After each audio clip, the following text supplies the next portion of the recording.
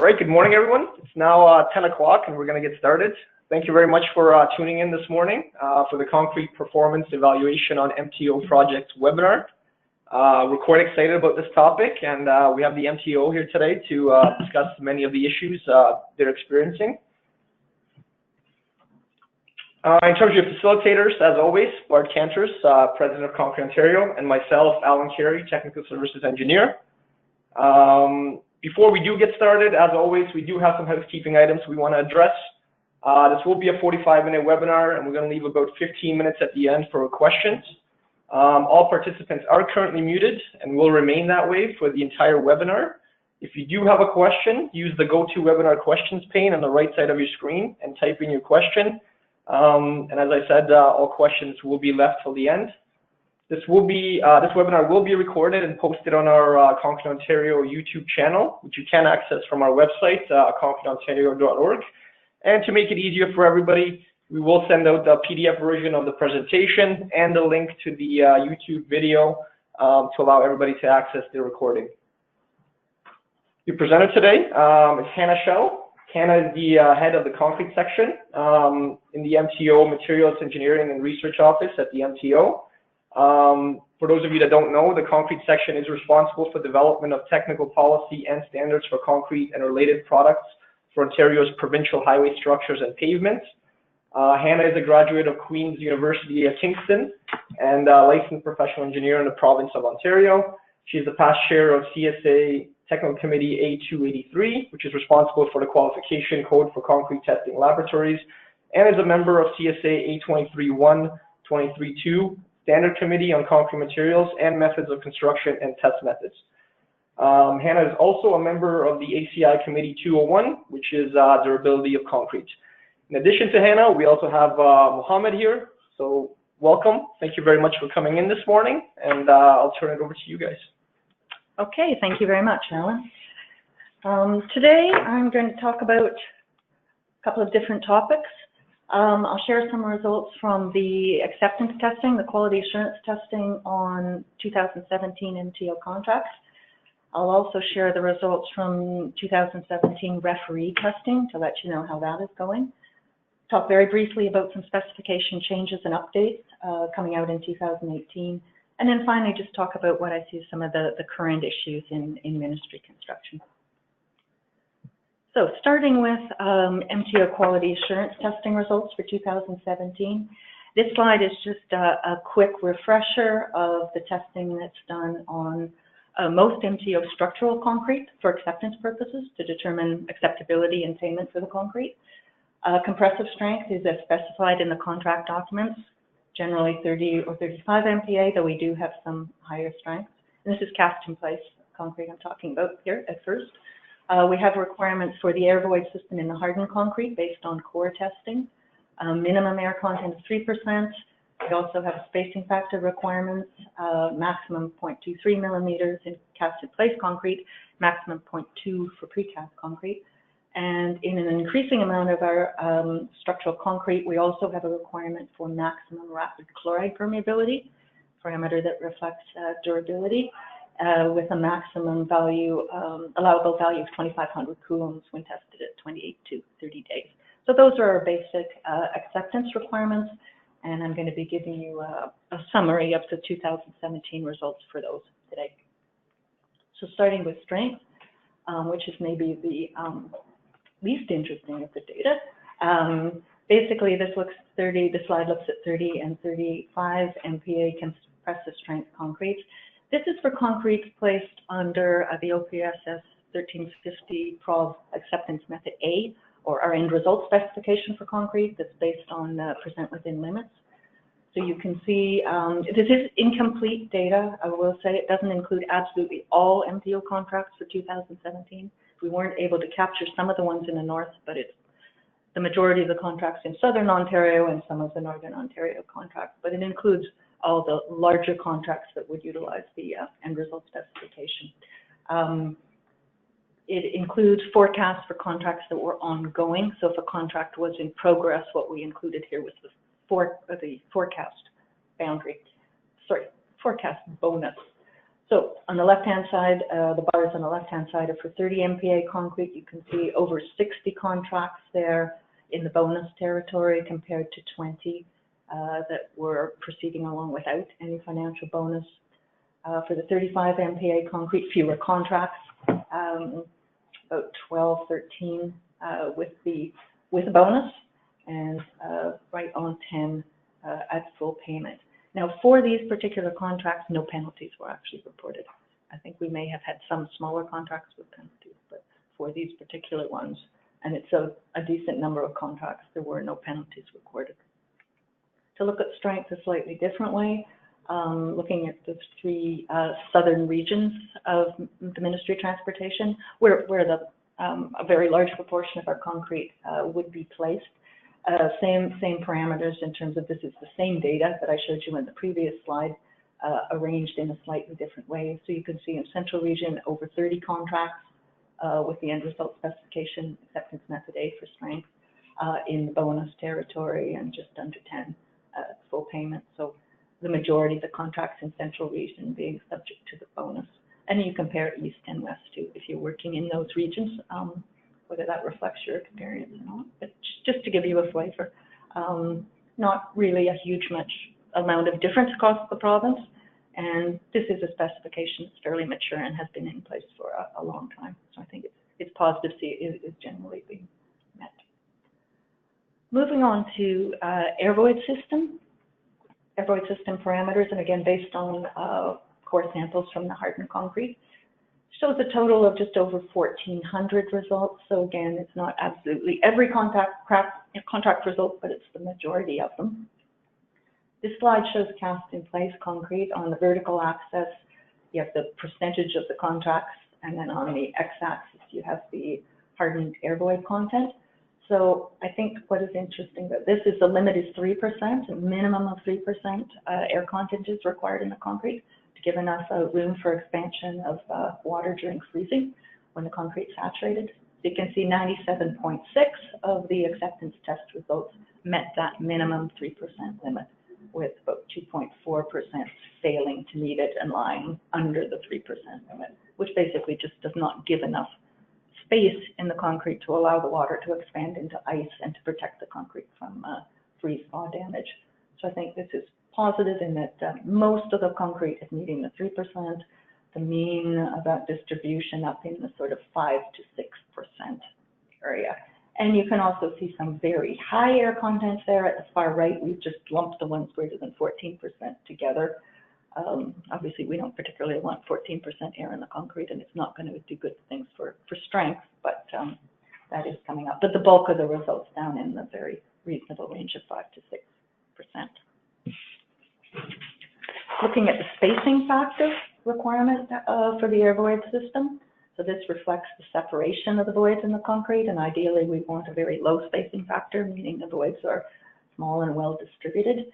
So on this slide, again, you see percentage of occurrence on the y-axis, spacing factor on the x-axis. We're dealing with the same number of results again. So these are the spacing factors that correspond to the air contents on the previous slide. And you can see the limit at 0.23 millimeters for cast in place concrete. That's a maximum. We want spacing factor less than 0.3 millimeters. So again, here you can see overwhelming compliance, 97.9% of the quality assurance test results met that 0.23 millimeters limit, only 2.1% exceeded it. Again, on that exceeding side, you can see we've grouped the spacing factors above 0.28 together. They do go on up higher than that, but we've just grouped them together because obviously those are unacceptable. Very few results in the unacceptable range. And you can see the mean of this, at least the high point of the normal distribution lies down around 0.11. So good low spacing factors in the majority of our concrete, which hopefully has good long-term consequences for the freeze-thaw durability of the concrete. And obviously these tests would come from our quality assurance laboratories testing course from the contract. To look at air content and spacing factor in a little different way, so the two slides I've just showed you, but now looking at the data with air content on the x-axis and spacing factor on the vertical axis, and this would be for each core. So each core will have a point there representing the spacing factor and the hardened air content of that particular core. That's the distribution of all the 1,435 test results. So those are the test results for which we have both numbers available. And you can see there, I can't point exactly, but if Alan could help me by pointing to the middle of, oh, that doesn't work. There, right down. Yeah, that's sort of area. So where the density of points is the highest, obviously that's where we want to be with the low spacing factor and the air content in that sort of 5 to 6 range as we saw on the previous slide. You get a better idea here perhaps of some very high air contents up in the 12, 14, 16% range, where obviously not a good thing, particularly from the point of view of strength, and also some very high spacing factors, which we don't like to see from the point of view of long-term durability. The next slide.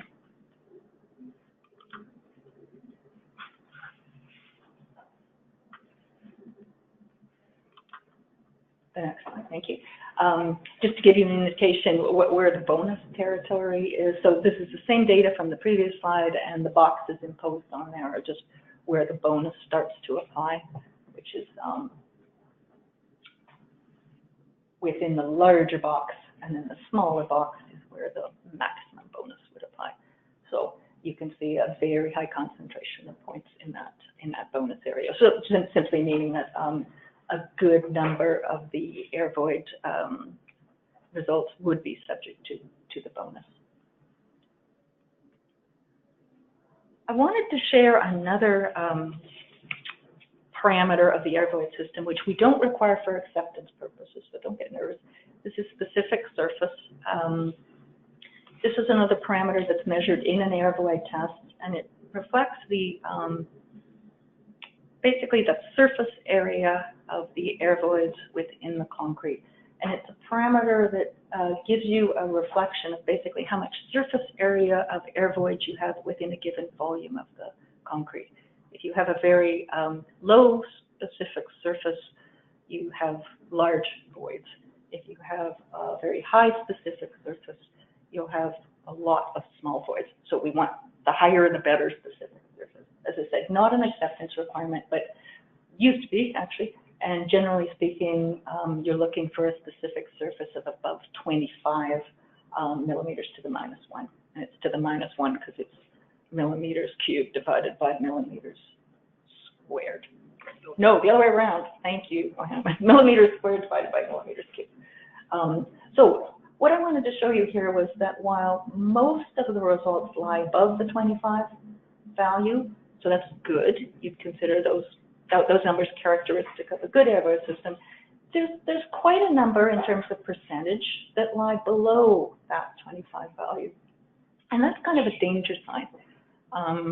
They might not, and they didn't all fail to meet the requirement in terms of air content or spacing factor, but that is not a good air void system.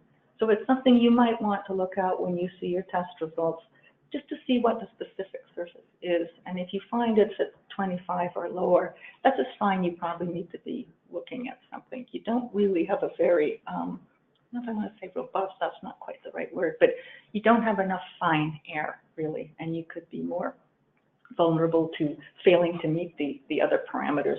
Just something that's a bit of a danger sign if you're down in the below 25 range. Again, not an issue for acceptance, but an issue for quality of the concrete.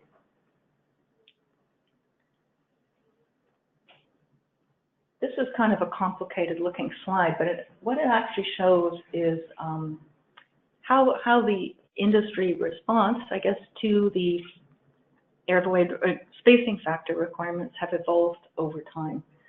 So the gray bars, and you see them as kind of gray or bluish there, we have percentage of occurrence on the vertical axis, spacing factor on the horizontal axis. The gray bars are the ones that I showed you previously. Those are the 2017 results. So the gray bars that show the very nice normal distribution there, almost all lying below the limit of 0.23. That's the 2017 distribution that you've already seen in the previous slides. What is superimposed on the graph along with that is some previous results.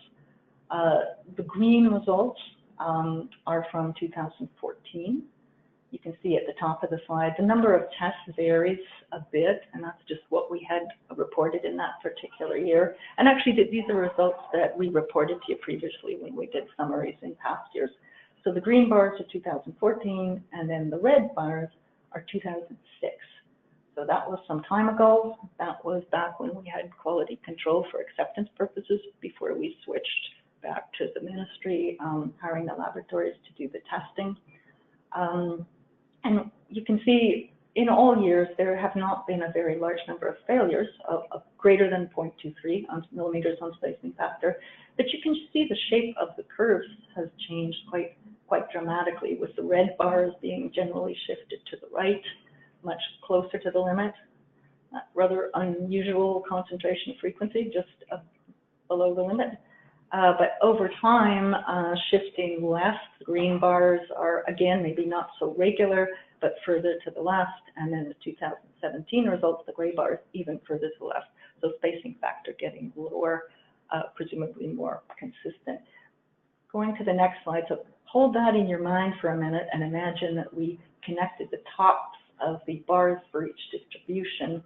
And you see this, which maybe makes it a little easier to see. So the red line is basically connecting the tops of the red bars from the 2006 data. The green line is connecting the tops of the bars from the 2014 data, and the blue line is connecting the tops of the bars from the 2017 data.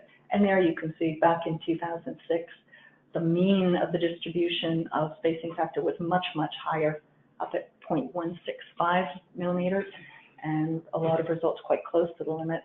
Then over time, by 2014, the average was down to 0.145, and now for 2017, the average is down to 0.125. So I think that's good. As far as we're concerned, people are responding well to the requirement, and certainly looks like reducing their chances of failing to meet the requirement. Maybe there's anything else on that slide to point out, but I think just a bit of a historical perspective to compare, and that's good. Switching to rapid chloride permeability, we have fewer results here because this requirement isn't yet standard for all structural concrete, so we are moving to increase that shortly. This is just the number of tests that were done in 2017 on cast-in-place concrete. Some of these were from contracts initiated in 2014 that were sort of demonstration contracts that first introduced that 3,500 coulomb limit. Some of them would also be from other types of contracts, like design-build contracts, where there is a requirement in the specification for a 2,500 coulomb permeability limit. And I think you could see here the high, and this is just by test result in order of from lowest to highest. Okay, the x-axis, the test number doesn't really mean anything. It's just the number of results spread out there. I think you can see some above the 2,500 limit, so that's a maximum coulomb limit, maximum permeability limit. We want to minimize the permeability of the concrete to improve the long-term durability. Most of the results line down in the sort of, let's say, 1,500 to 1,800 range, maybe. There are some above, as I said, 2,500. 3,500, depending on the specification, there is a payment adjustment zone for some specifications between 2,500 and 3,500 coulombs, not in the design-build contracts. But you can see the frequency gets much lower as you go above 2,500, and really there is just one wild outlier there up at the top, significantly above the 3,500 limit that we would normally consider to be beyond that unacceptable, basically. So that's cast-in-place concrete only, as it notes on the slide. Each of those tests is an average of 2 slices from the same cylinder. We do that in order to reduce the variability a little bit. So again, I think this looks better than, if you remember what we looked at in 2014, when we had a number of, I think we had 16 trial contracts out there. We had quite a number then in the early period of using a specification above the 2,500 and above the 3,500. and that has certainly changed. Just another way of looking at it in terms of most of these contracts were in the southern regions, and this is the results for central, west, and east regions. Again, same thing, we're looking at the same number of test results as we were in the previous slide, but now it's just broken down in terms of which ones were, the blue box basically met the 2,500 Coulomb limit. So out of the, I think, 172 met the limit, 24 exceeded the 2,500 limit, but were under 3,500, and then there were actually 3 above the 3,500 limit. I think 2 were sitting right on it there on the previous slide, and then 1 far above. So again, it seems like people are getting a handle on that and are designing for permeability. Maybe they weren't when we initially brought this in, but it seems now people are doing that, which is good. To share results in a different way, we looked at it by concrete supplier. So the identities have been concealed here, right? But it's the same data again in terms of the numbers of points. It's the same data from the previous slides for rapid chloride permeability, but now it's broken down by concrete supplier. So all but F, the box marked F on the right-hand side there, are multiple plants from the same corporate supplier, and F is just a single plant. I think this gives you an idea. I guess practice makes perfect. I don't know. But A, there you can see over 80. Now we're looking at number of test results on the vertical axis. So between 80 and 90 tests lying in the less than 2,500 Coulomb range, the acceptable range. And then it looks like maybe 2 above the 2,500. And as you move across, you see the 2 plants on the right-hand side obviously having issues. For E, they have more results above 2,500 than under, and then F obviously does not have a handle on this yet. But I think that is what we're seeing as people gain experience, whether they're learning to design for permeability or whether they're getting the feedback on the mixes and the materials they used. Obviously, people are getting it, which is good for the long-term durability of our structural concrete. Wanted to do a little comparison to precast concrete as well, just to show you how some of the parameters compare. Strength, we're not comparing the strengths that are generally much higher, usually driven by the early strength requirements rather than the 28-day strengths. But looking at ergoids, air content, here the blue bars are the cast in place concrete results. The beige bars are the precast concrete results. Relatively few samples for precast concrete, partly because we don't have all of them reporting here. But I think it is characteristic that if you compare just percentage of occurrence now on the left-hand side of or on the y-axis, just to allow us to compare the numbers that are so different, because the total numbers of the 2 types of concrete are so different. You can see that percentage-wise, mean is a little lower, maybe, for the ready-mix concrete. Precasters are having to target a little higher to meet the requirement, perhaps. Just looking at those, again, with the tops of the bars connected, so you get an idea of the shape of the distribution. Again, you can see precast perhaps aiming for higher air content there in order to meet the 3% limit. But nothing really in the low range, whereas in ready-mix, probably just because of the way it's handled and what can happen to it during placement, is more likely to have some air driven out of it in placement and end up down at the very bottom end there. So just a bit of a comparison for you. Overwhelmingly, the spec was meant for both, but just a comparison. If you compare spacing factor, it's a little different. The precast results, again, skewed a bit towards the higher side. I'll show you with the, sorry, I had one of the lines on it. As I said, the precast results skewed a bit towards slightly higher spacing factors, and you can see some extremely high spacing factors there on the right-hand side, where we don't want to be. For precast, the limit is 0.2, maximum of 0.2. So you can see there are some above the limit there and quite a concentration very close to the limit. So I think that's an interesting comparison. The ready-mix, more points, but you can see, again, moving downwards towards the bottom end of the scale, even though the concrete has generally tolerated more handling in the placement of the concrete. To compare specific surface, that parameter that I said isn't an acceptance parameter, but it can be a useful piece of information. We kind of use it for diagnostic purposes, and it can be useful to the producer for quality control purposes. Here, again, for the precast concrete, there's more than one would really like to see down below that 25 millimeters to -1 number that we normally consider acceptable. Again, this is percentage. It's not a high number of contrasts, but you can see the printed percentage of the precast down at that end is actually even a little higher than the ready-mix.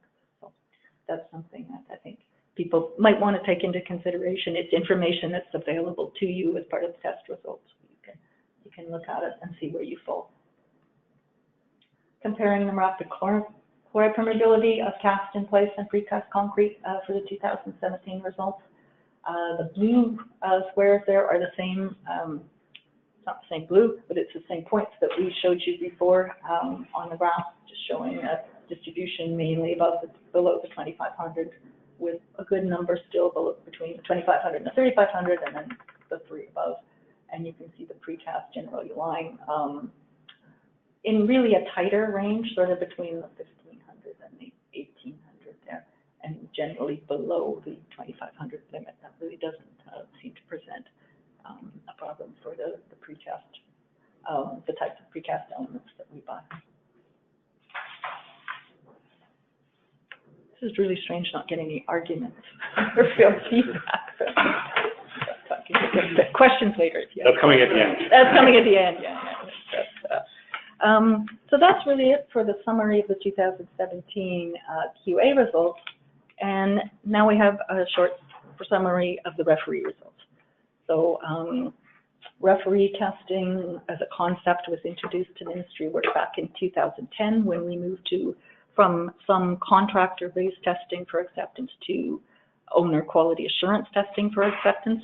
Referee testing was intended as a way for contractors and the suppliers to challenge the ministry's test result. The idea being if the contractors and suppliers had their own QC testing, that might be the basis for them to say that this is not the result I would expect, or to challenge the testing itself. So that's been in place since 2010, I think, or 2011 probably on most of our contracts.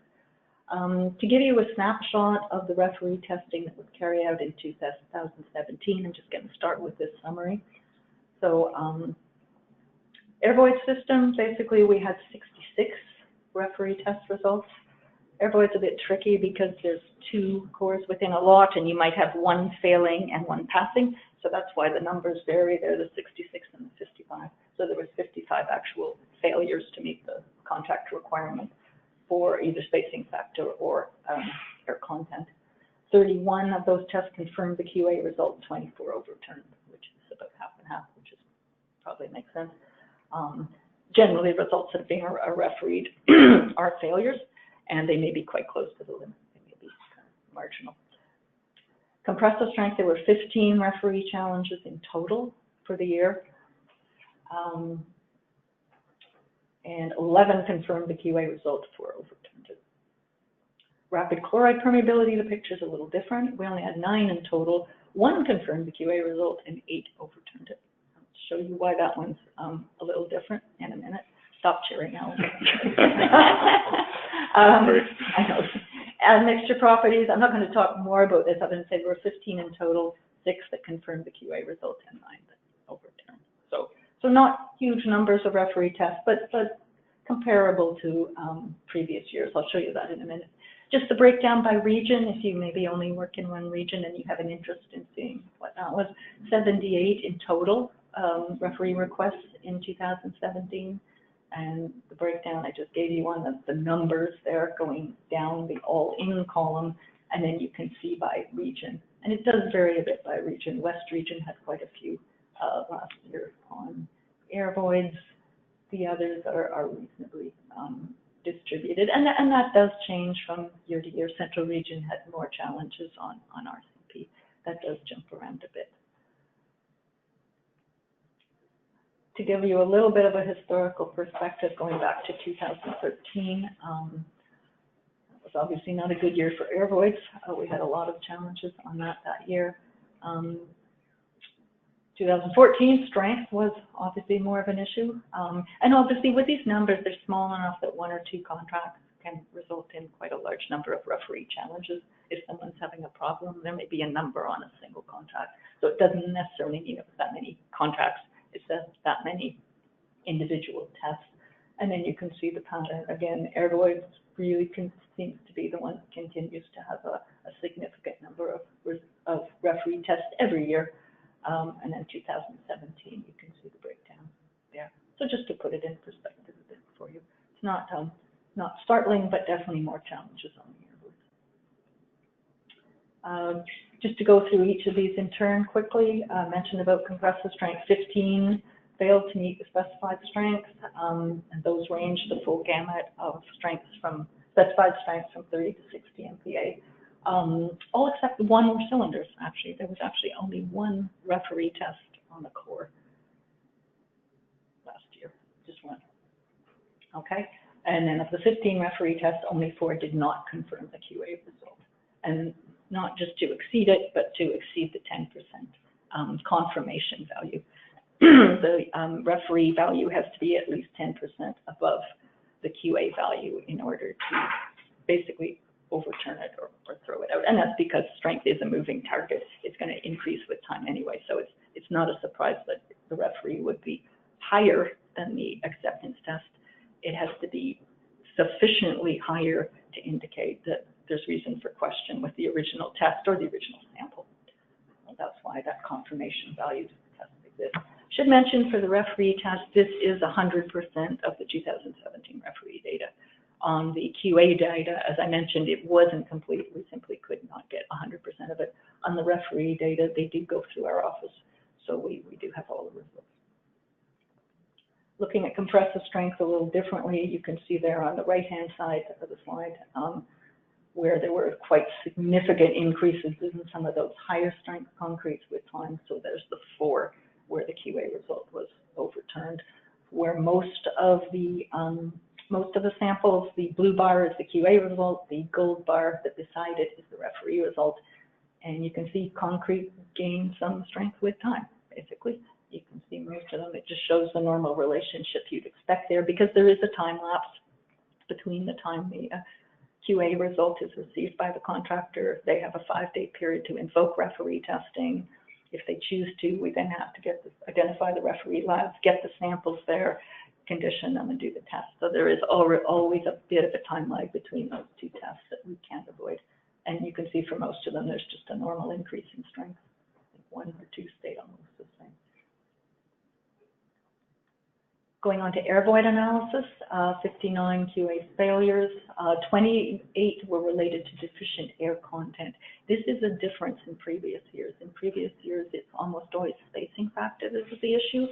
But in 2017, there were a number of problems with air content as well in terms of triggering referee testing, pretty much split between the two.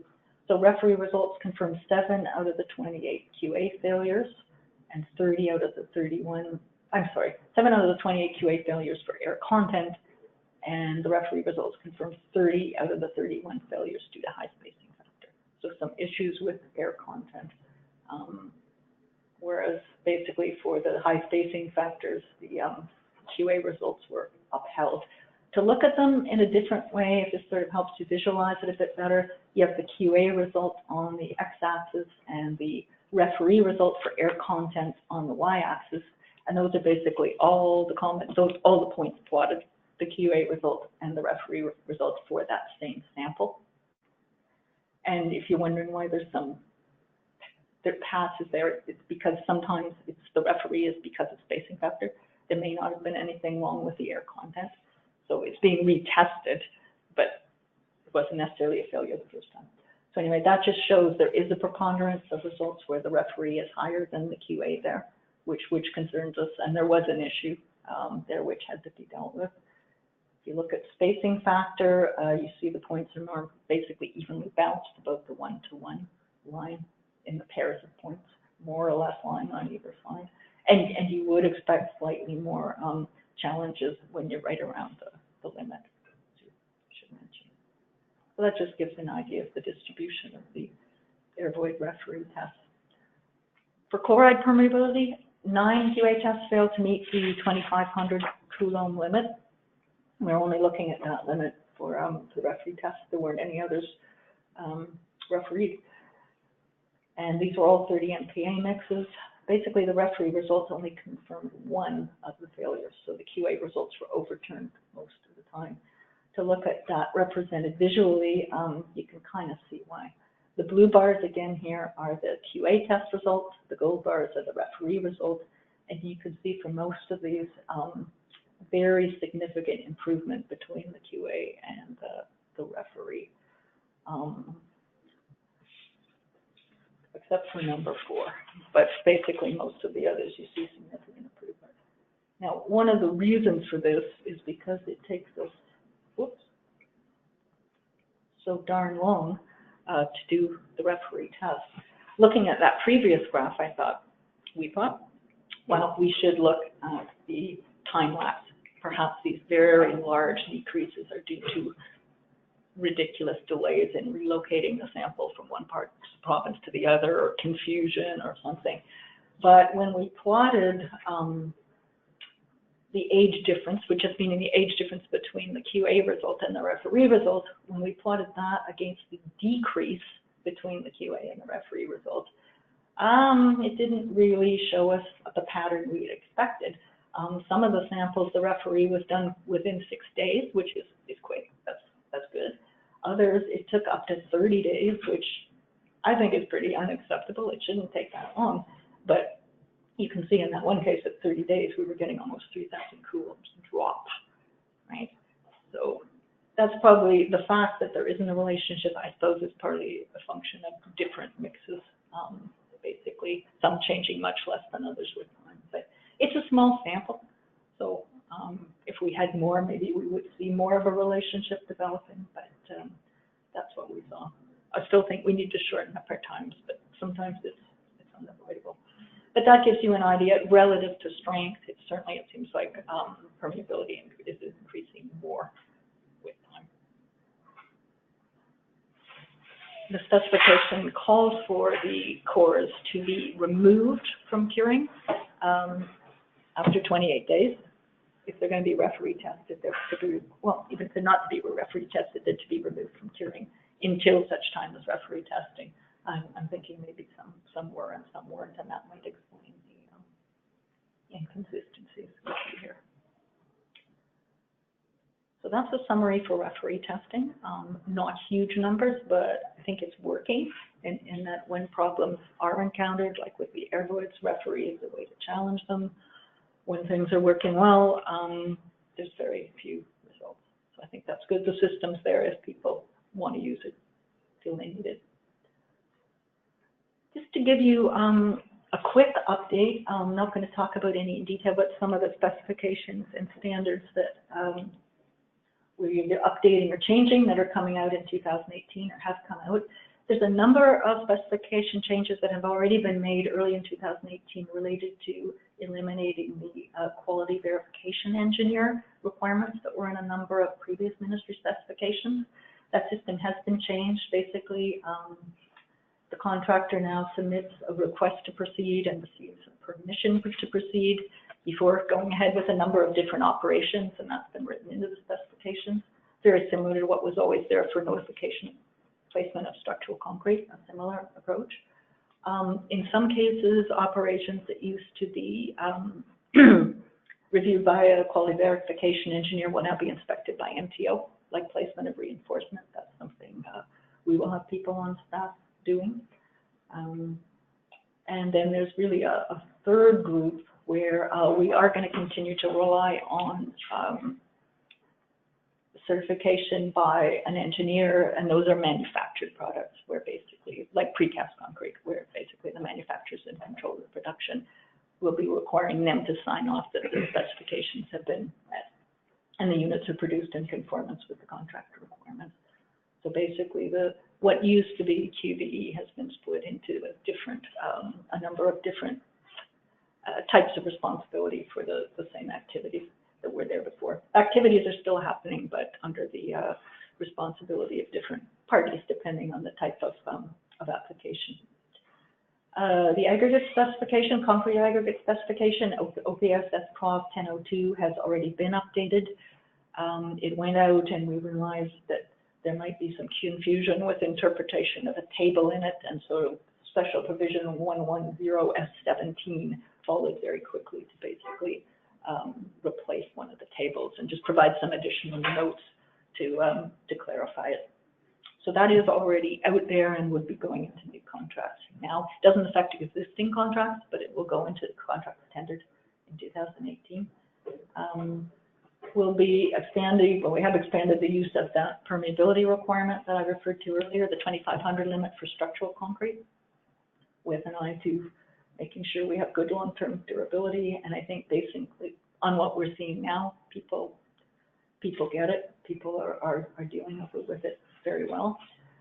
What we're working on right now is a new special provision for precast structural culverts. We've been using a lot of structural culverts, often under different specifications, some of which weren't entirely suitable perhaps. So now we're developing something specifically for precast structural culverts. So structural culverts meaning span greater than 3 meters, which they're seeing a lot of use.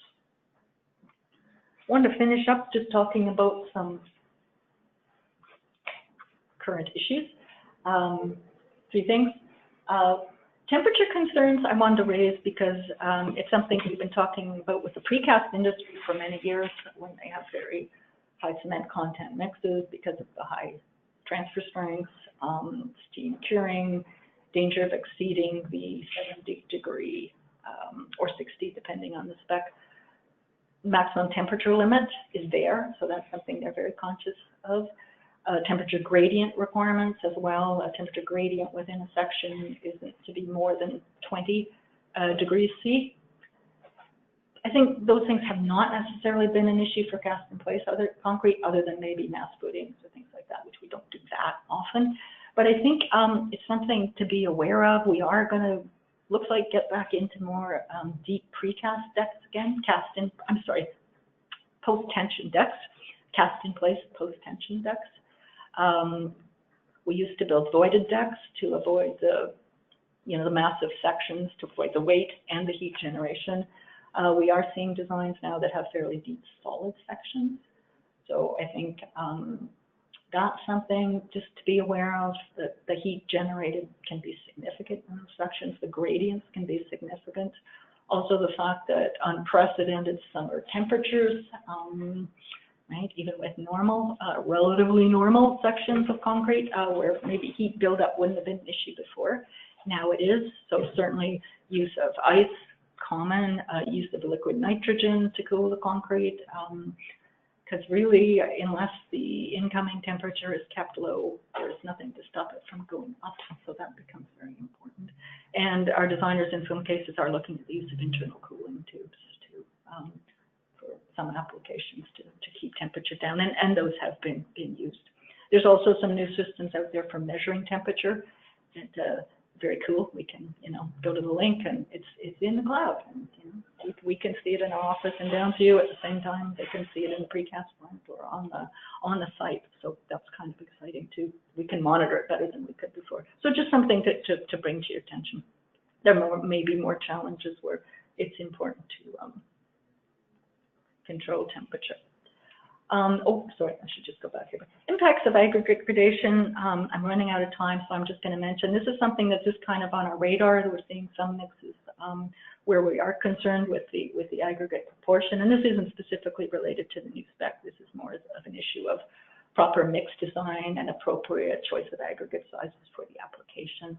So I think that's something we're going to be looking at and trying to deal with.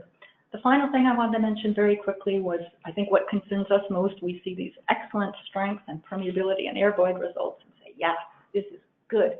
And then we see some quality issues, often due to workmanship, that just ruin everything. And that's very frustrating. And sometimes it's a mismatch between the mix that's being used and where it has to be placed. Maybe expectations between the contractor and the supplier weren't clear, but Mohammed's getting really good at locating internal voids in concrete, because we've had to go out and look for voids so many times when there's difficulty placing stiff mixes or just lack of consolidation of a mix. This is from one of our projects. We're using radar technology to locate internal voids in the concrete, which we really don't like to find. It's amazing how small a void can create freeze-thaw damage. This is a relatively small void in a culvert. We knew there were some issues with internal voids. We thought it might take 5 years or so to show up. This was after the beginning of one winter. If there's, relatively large volume voids, water gets trapped in there, freezes, expands, just blows the top off, basically. That's what it blew off. There's nothing wrong with that, right? But, the concrete itself, but the void beneath basically just popped that off. And that is something we've seen before, but we're surprised to see from relatively small voids. We've seen it from really large voids before. Coal joints, sometimes we intend to have joints like that construction joint, but then sometimes we get some that the designer did not intend, like the coal joint that you can see above it. And this is something we're seeing more. Sometimes it's quite hard to determine.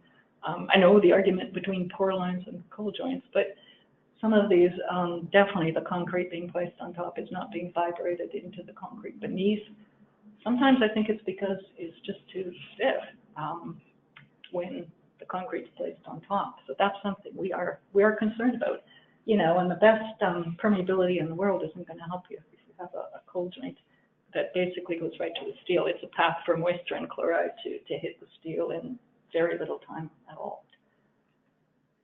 You can see there again, this is some of Mohammed's work, basically showing measuring the gap there in the coal joint and the depth. So it's surprisingly deep, definitely deeper than the first layer of steel. Is that a vertical face? Yes. Yeah, that's some artistically defined formwork there. Yeah. Yeah. I wonder if you're just grinding. No. Oh, it's upside down pavement. No, it is a vertical surface. Sorry, I should have pointed that out. No, concrete was being placed as it should. So as I mentioned, I think in some cases we've suspected the coal joints are coming from concrete that's just losing its workability. This was fresh concrete, but it doesn't look like fresh concrete. Something I could mention too before, but we seem to be seeing more of this. This isn't something that had been transported a long way. It was, not far at all, but it seems to be basically setting up. And I think that the creation of the coal joints, the occurrence of more voids is associated. This is kind of worst case what we see when that kind of thing happens. This was a deck that was partially removed some time ago, but if it's extreme, we can end up with this where it just is impossible for the finishing machine to deal with the concrete. It's just too heavy, too dry, and it kind of compact it. So obviously durability issues, and we can't deal with that. So I think just wanted to end with this, and we still see this kind of stuff too, and combined with the kind of concretes I just showed you there, it can maybe get something in place, but then the problems will show up later. And as the blob in his head isn't exploding. It's just to conceal the identity of the person and the hard hats they're wearing. But, so that's our presentation. So if there's any questions, I'd be happy to try to answer them. And Mohammed's here to help if there's any questions about the 2017 data, which he analyzed. Perfect. Looks like we have a lot of questions. Let's start with an easy one. Is there any correlation between slump and AVS failure? I think the correlation may be that if very high slumps are used, I think it's harder to maintain the air void system in the concrete. Yeah, you nodding heads. Okay, good. I think that's where we see it, especially if people are pushing the 230 or really getting the slump high. Yeah, it's very easy to lose the air. So was it air content or spacing factor there? Or both? Correlation? Oh, just ABS failure. So yeah, I think not because high slump creates a problem, but I think it's the concrete. If the air void system isn't really stable, it seems like the high slump can mean that the air void system is destroyed in the placing. Allow for air loss during placement. Easier air loss. Yeah. Yeah. And then any correlation between placement method and AVS failure? I'm here. So. That's a good question. We used to pick up a correlation between failures in parafootballs. It seemed that because they were maybe slower to place, maybe the concrete was getting stiffer when it was placed than with it.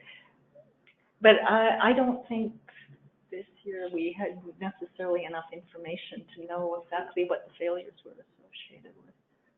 So other than with the high slump, which could be different placements, really, I don't think there's any one place we'd say that we know of that we're seeing it more. A question related to concrete paving. Is concrete road paving subject to the 2500 Coulomb specification? That's the first question. There is a new specification. It's a non-standard specification that we issued recently after many discussions with industry about how to improve our concrete pavement spec to avoid the joint damage that we were seeing. And that new specification does include the 2500 Coulomb specific requirement. It also includes air void requirements. And the idea is to try to increase the durability level of concrete pavement so we won't see the kind of accelerated attack that we're seeing at joints. Generally speaking, when we've done measurements on concrete pavement, and we have had it on some, we might have had it on previous contracts too, but we've definitely done some just measurements for information purposes. It's generally very good because of the low water content. If it's slip-formed, it's generally very good permeability. So yes, that will be coming in that new spec. For portable plants, are they included in the road paving for the 204 tests that were shown?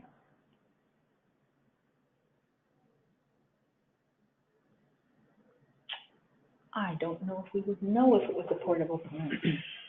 No. I don't think there would have been much, if any, pavement data for the 2500. No, I don't remember. No, but probably for what we showed today, I don't think there would be concrete paving. No, and we wouldn't know if they were portable plants, but I guess that doesn't apply if there weren't any concrete pavement. So, Okay. AVS question. Out of the 44 AVS referee requests in 2017, 24 of them are from the West region. Could there be an issue with the QA lab performing this test in that region? I'm not sure I want to get into the issue in detail, but there was an issue with some of those test results, yes. And they were overturned by the referee testing. Okay, that answers the second question there too. Okay. In terms of referee tests conducted over time, has the frequency of testing increased from past years to present? I think there was a slide that showed that. Yeah, you had a table that showed. Yeah, it showed it from, yeah, I mean, from 2013 on. I think we before 2013, we did have referee testing in the facts for maybe a year or two. I think we started in 2010 and it started going in 2011. And there were very few referee tests the first few years. I didn't total them, but yeah, slide 25 actually shows, sorry, 23 shows from 2013 to the present. So we didn't add them up, unfortunately, but it does vary from year to year. Oh, can you go back to 23? Oh, that's not it, sorry. It'll be a little farther forward because of the intro slides. Oh, yes, sorry. Yeah. There. There, this one here. Yeah. Oh, there's the total at the top. No, that it's the next one. Excellent. There it is. So 41 in 2013, and then we've got 68 in 2000. Is that right? Yeah, about 60 in 2015. 78 in 2017. Yeah. I don't know if it kind of goes up and down depending on the issue in a particular year. So I wouldn't say it's just, you know, totally increasing in volume. I think it's more or less steady, and the numbers just varying depending on where the issue is on the particular contract. What is the MTO experience regarding QA for shotcrete applications? You guys had any issues with shotcrete? Yeah, I don't think we had a lot in 2017. Remember, did we? Much. No. In 2017, we didn't have enough to sort of split it out and present it separately. So I think we still have some work. Sometimes things that are tendered as shotcrete, contractors may propose to do forming pumper in a different way. Sorry, I can't tell you exactly how many shotcrete contracts we had last year. Okay. Laura has a few more questions. How is it possible to have close bubble spacing but low air content? We've been surprised sometimes with spacing factors that are very good and only maybe like 2.6 or so % air. It doesn't make sense. And we really wonder whether it would protect us either from freeze thaw damage, because you still don't have enough volume there. But I think we have seen numbers down in that range. So we don't have many below 3%. Right? But there were a couple examples of air below 3, but the spacing factor passed. Yep. No, we definitely have had a few. Now, it's not generally really bad. Like, I mean, it might be 2.5 and above kind of thing, so it's close. It just, intuitively, it doesn't make any sense. No, well, I mean, I think it's possible. It's just really, really fine, but whether that's the kind of place we look at a specific surface too, just to see what it says. And if it's right around 25, then probably for real. Right? What type of GPR device are you using to detect voids in concrete, and what is the minimal size of void that is detectable? Maybe Mohammed can. Yes, please. Well, we use couple, but for the size, GPR is not meant to measure small air voids, but reflection that happens from bigger air voids can be detected by GPR. So typically we'll be looking something around 9 to 11, maybe an average 10 centimeter or 11 millimeter in diameter. Anything below that, so 100 millimeter, yeah, or 10 centimeters. So it has to be big enough for the GPR to be able to detect it. Otherwise, we use other methods like impact echo or UVV to try and identify the location of the voids. For these images, it just happened that we had bigger voids, so we were able to measure it with the GPR. Not a good thing. Yeah. Yeah. Here.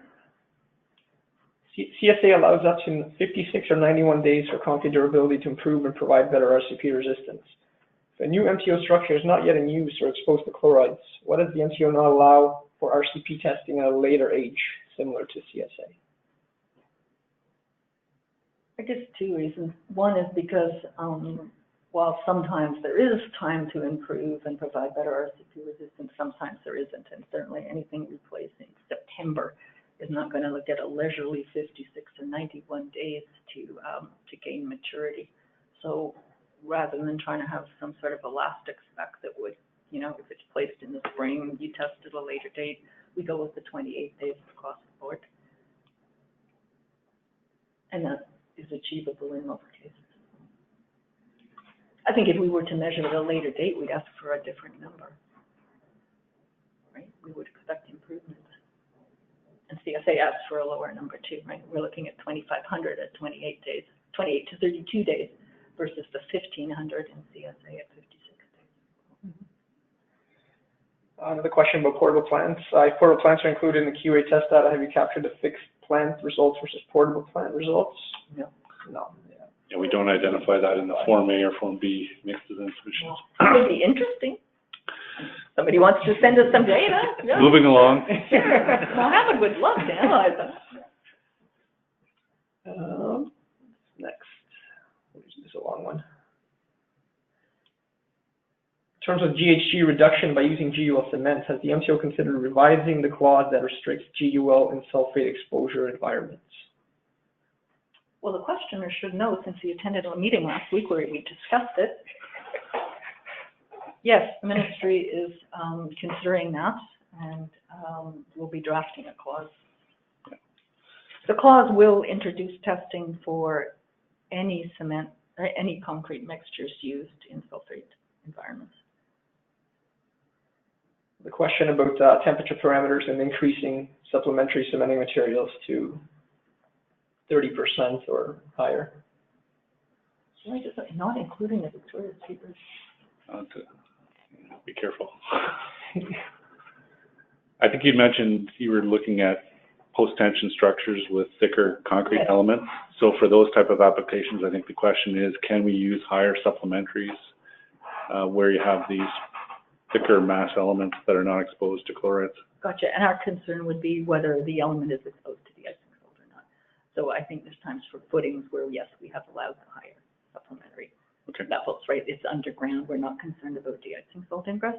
For concrete exposures above ground to de-icing salt, then no, we wouldn't be pursuing higher ones necessarily. We have had other things designed with cooling tubes. In at least one case, they weren't used. So that isn't actually the only project. Okay. Yeah. So I think we'd have to look at the application, and it's something that we're trying to make sure the designers are aware of. Our designers, the designers preparing the work, would consider and be aware of, right, what their options are. Because sometimes there's structural options to avoid the like voids in post-tension decks and things like that. Yep. Question about the data. Can we obtain the same data presented here by region?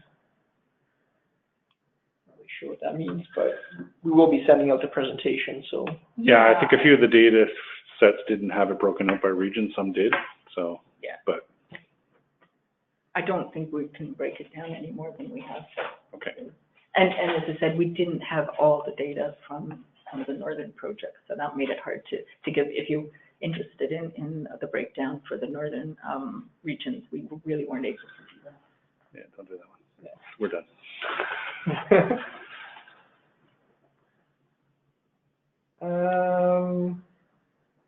This last one. What are the repercussions for the QA lab when the lab is found to have provided an incorrect result?